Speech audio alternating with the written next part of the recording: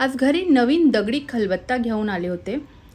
खूप इच्छा होती मला हे असे दगडी खलबत्त्यावरती चटण्या वगैरे खूप छान छान होतात. म्हटलं की आपण एक दगडी खलबत्ता घेऊन येऊ, पण ह्याला साफ करणं एक खूप मोठा टास्क असतो. तर आता आज मी तुमच्याबरोबर शेअर करते मी हे कसं साफ करते. तर मी हे सर्वात आधी एक पाण्यामध्ये हा खलबत्ता 1 तासासाठी कमीत कमी भिजत ठेवायचा, म्हणजे त्यातली सगळी घाण आहे ती निघून जाते. 1 तासानंतर हा पाण्यातनं बाहेर काढायचा आणि ही जी स्कॉच ब्राईट असते ना, घासणी, नवीन घासणी घ्यायची आणि त्याने हा खलबत्ता आतून बाहेर सगळीकडनं स्वच्छ असा आधी घासून घ्यायचा. तो घासला ना, ते जे मातीचे जे कण असतात ते बऱ्याचपैकी इथेच निघून जातात. तर स्वच्छ हे आतून बाहेर दोन्ही बाजूनी मी दांडासुद्धा व्यवस्थित घासून घेतला आहे.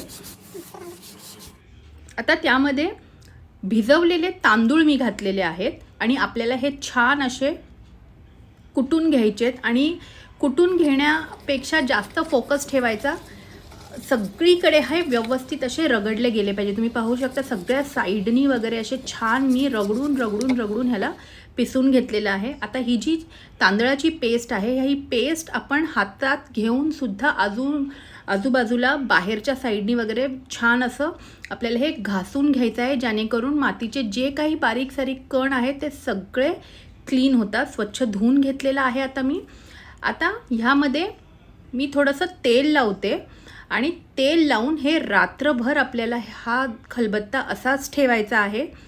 म्हणजे तो पहिली गोष्ट तर स्मूथही होतो आणि मातीचे सर्व कण ह्यातून बाहेर निघून जातात. हा रात्रभर आता मी असाच ठेवलेला आहे. आता ह्यानंतर दुसऱ्या दिवशी मी धुवून हा खलबत्ता छान स्वच्छ धुतलाय, अजिबात चरचर नाही आहे. ह्यातली सगळी रेती माती जे काय असतं ते सगळं क्लीन झालेलं आहे. आता जशी आपली भारतीय परंपरा आहे, आपण कुठलीही नवीन वस्तू आणली तर त्याची पूजा करतो. तर छान ह्याची मी अगरबत्ती, हळद कुंकू लावून, फूल अक्षदा वाहून छान ह्याची पूजा केली आणि मस्त आता हा मी वापरायला सुरू